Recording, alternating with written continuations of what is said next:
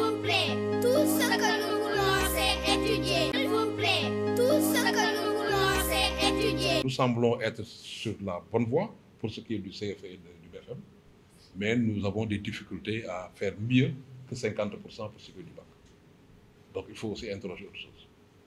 Cela nous a amené évidemment, tout à l'heure le président le rappelait, nous avons interrogé les antennes, parce que la considération n'a de sens que de par sa présence au niveau terrain. Donc tout ça, il faut évidemment que c'est des éléments sur lesquels nous nous sommes fondés justement pour vous faire 8 recommandations. La première recommandation, c'est sur les méthodes d'enseignement et le système d'évaluation. Comment on enseigne, comment on évalue. Mais revoir aussi comment nous évaluer. Parce qu'en évaluant, nous laissons des enfants qui ont du talent, qui sont bons, et nous les laissons de côté. La deuxième recommandation, c'est sur les conditions, améliorer les conditions d'études dans les établissements. L'environnement compte. Et malheureusement, par rapport à l'environnement, l'on se rend compte qu'il y a cette pléthore d'abris provisoires, que nous avons des écoles qui sont en insécurité, une certaine vétusté. Nous avons des écoles, des zones qui n'ont pas d'école, où les enfants doivent marcher des kilomètres. Donc il nous faut élargir évidemment tout ce qui est réseau scolaire. Alors nous avons comme troisième recommandation demandé de renforcer la participation de la communauté à la gestion de l'école. Puisque nos classes sont pléthoriques, les enseignants peinent à faire un nombre d'exercices suffisants en termes d'évaluation, d'accompagnement. Donc il faut qu'on ait un dispositif qui permette à chaque enfant d'être soutenu hors école. Donc ça, pour nous, c'est un aspect aussi qui est essentiel. Quatrième recommandation, nous avons demandé à moderniser les outils d'apprentissage. Oui, c'est devenu une exigence. On n'enseigne plus de la même façon.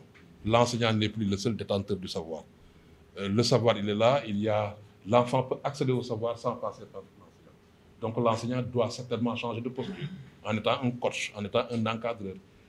Nous devons aussi changer de posture en faisant en sorte qu'on ne bourre pas nos enfants en termes de contenu, mais qu'on leur donne les outils, les armes, les instruments qui leur permettent d'aller pêcher le savoir, d'aller vers le savoir. Donc il nous faut évidemment changer, moderniser les outils d'enseignement-apprentissage. Alors la recommandation 5, c'est d'améliorer la régularité des apprentissages. Oui, régularité en termes de temps d'apprentissage, quantum horaire. C'est pourquoi nous, on se bat chaque année pour le Oubetei Yangatei. Il faut bien démarrer l'année. Notre sixième recommandation, c'est les facteurs de déséquilibre entre les séries. Puisque tout à l'heure, dans la présentation de Mamadou, il a beaucoup insisté sur le fait qu'il y a eu des séries qui sortent du lot, série S1, qui fait 97%. Donc presque tout le monde passe. Autrement dit, nos enfants sont bons. Mais quelle est la particularité de ces séries scientifiques? C'est que les enfants sont bien orientés. C'est ceux qui doivent y être qui y sont. Quelle est la particularité de ces séries? C'est parce que les effectifs sont réduits. L'enseignant a la possibilité de suivre chacun d'entre eux. Donc nous savons exactement ce qui fait. Ils ne sont pas meilleurs que les enfants qui sont dans leur série. Mais simplement, ils sont mieux encadrés, ils sont dans d'autres conditions. Notre recommandation 7, c'est justement d'anticiper sur les facteurs exogènes qui soient liés à toute forme de crise. Oui, il faut avoir un système éducatif plus résilient, qui ne tombe pas chaque fois, qui ne s'écrase pas, je devrais même dire, chaque fois qu'il y a une perturbation. La dernière recommandation, c'est de profiter. C'est une belle opportunité. Les 3 mois, ce n'est pas pour nous. Ce n'est pas pour les enseignants, ce n'est pas pour les ministres, ce n'est pas pour la société civile. C'est pour les enfants. Les 3 mois, c'est une opportunité par contre pour les décideurs, les acteurs, les leaders que nous sommes, pour pouvoir engager en profondeur toute la réflexion. Notre message, notre appel, c'est véritablement de faire des mois d'août, de septembre, des mois d'intense réflexion autour de l'école que nous voulons.